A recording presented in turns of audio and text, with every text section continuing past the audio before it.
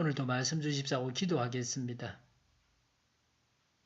창세기 11장 1절부터 9절까지 보겠습니다. 처음에 세상에는 언어가 하나뿐이어서 모두가 같은 말을 썼다. 사람들이 동쪽에서 이동하여 오다가 시날 땅 한 들판에 이르러서 거기에 자리를 잡았다. 그들은 서로 말하였다. 자, 벽돌을 빚어서 단단히 구워내자. 사람들은 돌 대신에 벽돌을 쓰고 흙 대신에 역청을 썼다. 그들은 또 말하였다. 자, 도시를 세우고 그 안에 탑을 쌓고서 탑 꼭대기가 하늘에 닿게 하여 우리 이름을 날리고 온 땅 위에 흩어지지 않게 하자. 주님께서 사람들이 짓고 있는 도시와 탑을 보려고 내려오셨다. 주님께서 말씀하셨다. 보아라, 만일 사람들이 같은 말을 쓰는 한 백성으로서 이렇게 이런 일을 하기 시작하였으니 이제 그들은 하고자 하는 것은 무엇이든지 하지 못할 일이 없을 것이다. 자, 우리가 내려가서 그들이 거기에서 하는 말을 뒤섞어서 그들이 서로 알아듣지 못하게 하자. 주님께서 거기에서 그들을 온 땅으로 흩으셨다. 그래서 그들은 도시 세우는 일을 그만두었다. 주님께서 거기에서 온 세상의 말을 뒤섞으셨다고 하여 사람들은 그곳의 이름을 바벨이라고 한다. 주님께서 거기에서 사람들을 온 땅에 흩으셨다. 아멘. 1절에 처음에 세상에는 언어가 하나뿐이어서 모두가 같은 말을 썼다고 했습니다. 전 세계가 한 언어를 사용한다고 하면 외국인을 만나도 의사소통이 잘 될 것입니다. 외국어를 배우는 고생을 할 필요가 없습니다. 외국 여행하기가 쉬워질 것입니다. 언어가 하나가 되면 그 이익을 경제적으로 계산하면 상당할 것입니다.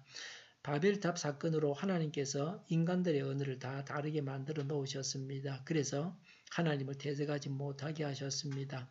각국의 말들을 비교해보면 같거나 유사한 말들이 꽤나 있습니다.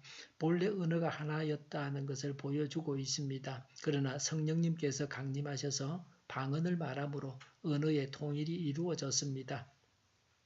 본래 인류가 사용하던 그 한 가지 언어를 찾아야 합니다.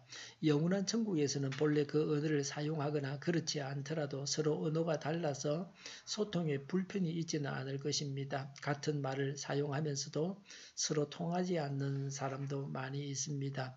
기질과 개인차로 인해서 대화가 불가능한 사람들도 있습니다. 참으로 불행한 일입니다. 2절에 사람들이 동쪽에서 이동하여 오다가 시날 땅 한 들판에 이르러서 거기에 자리를 잡았다고 했습니다.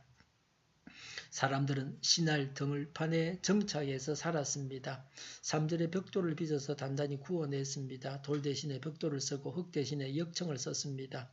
4절에 도시를 세우고 그 안에 탑을 쌓고서 탑 꼭대기가 하늘에 닿게 하여 우리의 이름을 날리고 온 땅 위에 흩어지지 않게 하자고 했습니다.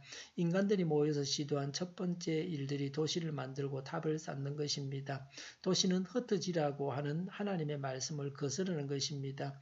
지금 우리는 도시에 살고 있습니다. 농촌에서 농사를 짓는 사람도 도시에 살면서 농토로 출근해서 일하는 사람도 있습니다. 도시에 사는 것이 편리하기 때문입니다. 도시가 주는 편리함이 있지만 도시가 주는 폐해도 있습니다. 탑은 인간이 하늘에 닿고자 하는 열망을 담고 있습니다. 하나님이 되고자 하는 마음을 발산한 것입니다. 인간의 위대함을 드러내고자 하는 교만이 있었습니다. 그 교만이 하나님이 되려고 하는 마음으로 나타났습니다. 인간을 중시하고 하나님을 무시하는 풍조가 문제입니다. 고층 빌딩을 짓고 있습니다. 우리나라는 고층 건물을 세우는 일에 세계 제1입니다. 고층 빌딩에서 거주함으로 생기는 병이나 문제가 있습니다. 앞으로 이런 문제들이 드러날 것입니다. 자연의학에서는 사람이 땅 기운을 받아서 살아야 한다고 합니다. 가장 높은 나무보다 더 높은 곳은 사람이 살기에 좋지 않다고 합니다. 나를 내세우는 교만한 마음을 정리해야 합니다. 일이 잘 될 때에 나를 내세우기 쉽습니다. 겸손해야만 하나님께서 도우시고 높여주십니다. 하나님이 없는 자연인은 자신을 높이고 자기 이름을 남기려고 합니다. 자신이 영광을 받으려고 합니다. 이런 마음을 이길 수 있어야 합니다. 하나님께서 하시는 일에 대해서 말합니다. 5절에 보니까 주님께서 사람들이 짓고 있는 도시와 탑을 보려고 내려오셨다고 했습니다.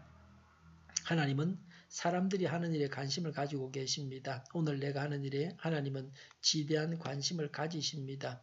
6절에 주님께서 말씀하셨다. 보아라, 만일 사람들이 같은 말을 쓰는 한 백성으로서 이렇게 이런 일을 하기 시작하였으니 이제 그들은 하고자 하는 것은 무엇이든지 하지 못할 일이 없을 것이다 라고 하셨습니다. 인간들이 한 언어를 가지고 있어서 하나님께 대항해서 엄청난 일을 행한다고 하는 것입니다. 7절에 자 우리가 내려가서 그들이 거기에서 하는 말을 뒤섞어서 그들이 서로 알아듣지 못하게 하자라고 했습니다.